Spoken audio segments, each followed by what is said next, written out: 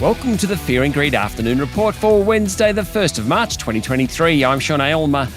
Like always, we've got the 5 stories that happened today that you need to know about. Story number 1, economic growth in Australia printed at 0.5% during the December quarter, taking the annual rate to 2.7%. Exports and consumers underpinned the result, which was weaker than expected. At least the quarterly number was. Inflation readings in the data were also better than expected. All in all, it shows that interest rates are starting to bite the Australian economy. Story number 2, the S&P ASX 200 closed down just a touch today to finish at 7,252 points. There was a bit of movement among the large caps. Rio Tinto was up nearly 4%, BHP Group jumped nearly 3%, and FMG was up around 2.5% on the back of strong economic data out of China. It was the big miners really who saved the ASX 200 from ending the day in the red. The banks were sharply lower, with Commonwealth Bank, National Australia Bank and Westpac all down at least 1.5%. The slower than expected growth rate and possible slowdown in rate rises, fingers crossed, worked against the bank stocks today. Another notable was Telstra, which fell 2.6%.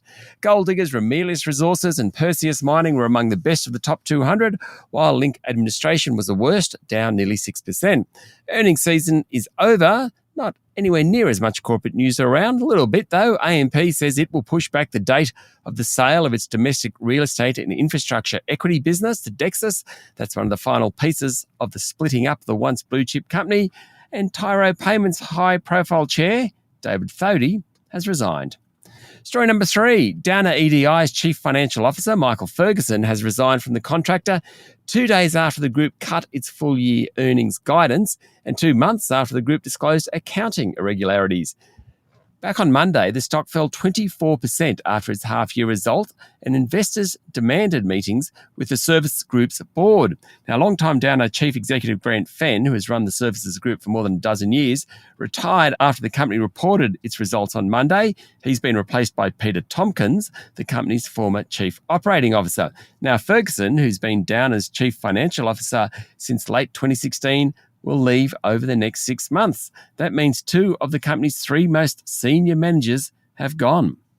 Story number 4, Telstra boss Vicki Brady has begun outlining her strategy over the next decade for the telco, nominating growth in services to agriculture and non-traditional telco markets as a key focus. Brady, who took the job less than 6 months ago, also wants to position the company as a major partner of tech companies. She said Telstra is more willing to work with rivals on initiatives in the years ahead and aims to broaden its revenue base across industries as digitisation increases, according to a report in the Financial Review. She said Telstra needs to work with other companies and develop new skills itself to add layers of technology products and services on top of its networks. She nominated a plan from the Australian Farmers Federation to go from $75 billion in production today to more than $100 billion by 2030 as an opportunity to deploy so-called Internet of Things technology and other digital technologies.